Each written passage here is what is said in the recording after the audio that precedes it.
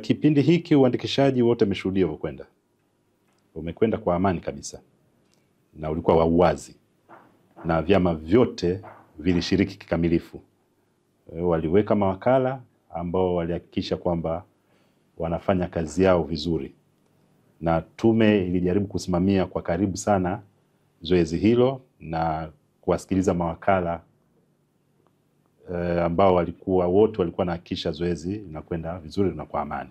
Hakuna mtu yote hata alofinywa, licha ya kuwepo watu wachache ambao walikuwa na nia mbaya kutaka kuleta uvunjifu wa amani, lakini hawakuweza kufanikiwa kwa sababu jamii imeamka, jamii inajua umuhimu wa amani.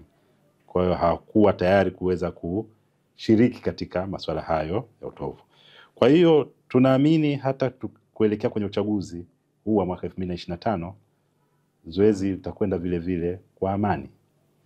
Lakini hilo kusema kwamba tumejipanga vipi kusimamia uchaguzi wa haki, nimweleze kwamba sisi tume ya uchaguzi tutahakikisha kwamba tunaendesha uchaguzi kwa kufuata misingi ya demokrasia. Uchaguzi ambao utakuwa huru, utakuwa wa wazi, utakuwa wa haki na amani. Hilo ndio swala ambalo tunalizingatia na ndio tutalisimamia.